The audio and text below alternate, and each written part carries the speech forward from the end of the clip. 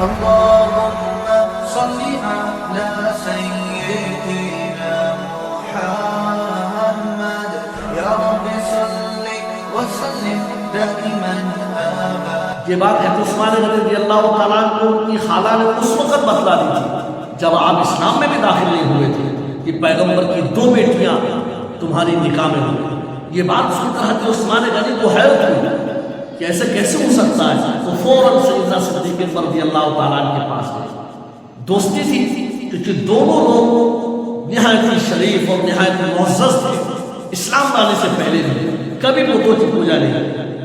اور اس کے بعد سیدنا صدیق اکبر نے ان کی بات کا جواب مثبت یا منفی پہلو پر نہیں دیا بلکہ بات کا رخ موڑ دیا اور یہ کہا عثمان تو پڑھے لکھے آدمی ہو, سمجھدار ہو, کیا یہ ہاتھوں سے بنائے ہوئے بت ہمارے خدا ہو سکتے ہیں؟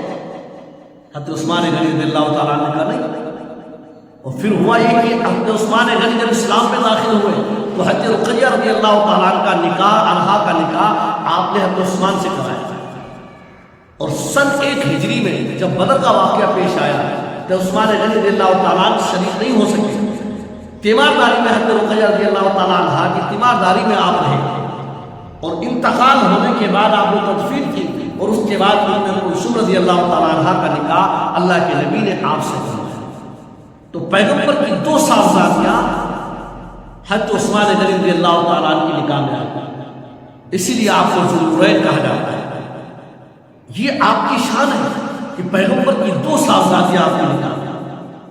یہی پر ایک مسئلہ سمجھتے جائیں کہ آج کل رشتوں میں بڑی بے احتیاطی ہے کہ ایک آدمی پہلے نکاح کرتا کسی عورت سے, اس کے بعد پھر اس کی بہن سے, جسے رشتے میں لوگ سالی کہتے ہیں. اب یہ رشتہ ناجائز و حرام ہے کہ ایک بہن کے ہوتے ہوئے, موجود ہوتے ہوئے, نکاح میں ہوتے ہوئے دوسری بہن سے نکاح حرام ہے اور دونوں کا نکاح باطل ہو جاتا ہے اور دونوں سے کوئی بھی عمل, کوئی بھی فعل ناجائز و حرام ہے. اسی لیے 2 بہنوں کو ایک ساتھ جمع کرنے کا حکم شریعت میں حرام ہے کہ 2 بہنوں کو ایک ساتھ ایک مرد کی نکاح میں جمع نہیں کر سکتے.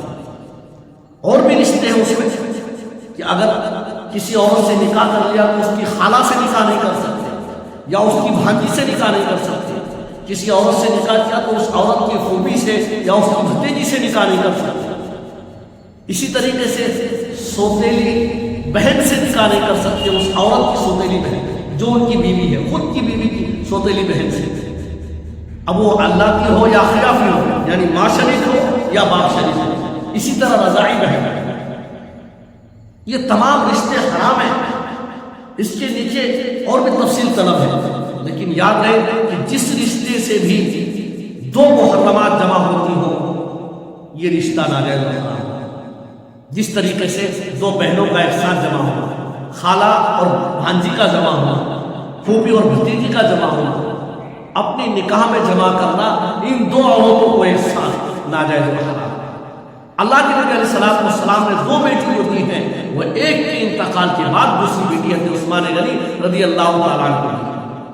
اور آپ نے فرمایا میں نے کسی کی بیٹی لی یا میں نے کسی کو بیٹی دی تو میں نے اپنی مرضی سے نہ لی نہ دی, اللہ تبارک و تعالیٰ کے فیصلے کے مطابق میں نے اپنی بیٹی دی اور فیصلے کے مطابق میں نے کسی کی بیٹی لی.